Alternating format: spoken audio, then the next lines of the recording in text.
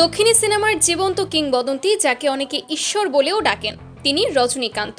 বয়স এখন ৭৪, কিন্তু এখনো যেন নতুন করে চমক তৈরি করছেন ভক্তদের জন্য। ১৪ আগস্ট মুক্তি পাওয়া তার নতুন সিনেমা কুলি ইতোমধ্যেই বক্স অফিসে ঝড় তুলেছে।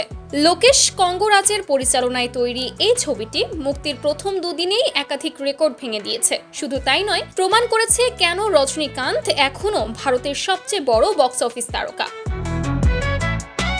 মুক্তির প্রথম দিনেই কুলি বিশ্বব্যাপী আয় করেছে ১৫১ কোটি রুপি। এটি এখন পর্যন্ত তামিল সিনেমার সর্বকালের সেরা উদ্বোধন। এর মাধ্যমে কুলি পেছনে ফেলে দিয়েছে লোকেশ কঙ্গরাজেরই আরেকটি হিট ছবি লিওকে, যা গত বছর প্রথম দিনে আয় করেছিল ১৪৩ কোটি রুপি। ২০২৫ সালের যে কোনো ভারতীয় ছবির মধ্যে সবচেয়ে বড় উদ্বোধনও এখন কুলির দখলে। একদিনে ১৫১ কোটি রুপির আয় ভেঙে দিয়েছে রামচরণ ও শঙ্করের গেম চেঞ্জারের ৮০ কোটির রেকর্ডকে। দ্বিতীয় স্থানে আছে জুনিয়র এনটিআর ও ঋত্বিক রোশন অভিনীত ওয়ার 2। তবে সব মিলিয়ে ভারতীয় সিনেমার ইতিহাসে চতুর্থ সেরা উদ্বোধন এখন কুলির।